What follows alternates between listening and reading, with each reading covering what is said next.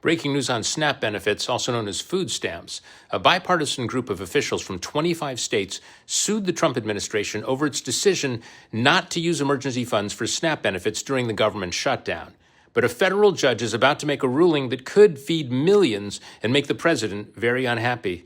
The administration argued in court that USDA contingency funds are only meant for natural disasters, but not apparently for the millions of women, children, vets, and low-income senior citizens who depend on them to buy food. But today in Boston, U.S. District Judge Indira Talwani said in court, Congress has put money in an emergency fund for an emergency, and it's hard for me to understand how this isn't an emergency when there's no money and a lot of people are needing their SNAP benefits.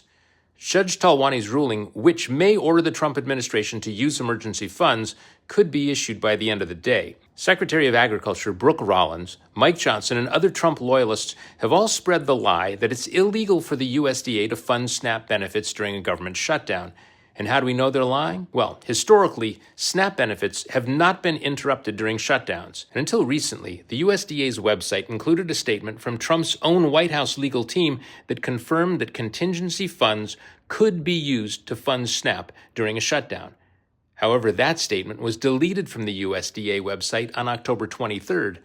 Now, when you go to the website, you're greeted with this: a huge pro-MAGA ad that falsely claims that Democrats have voted, quote, 12 times to not fund SNAP.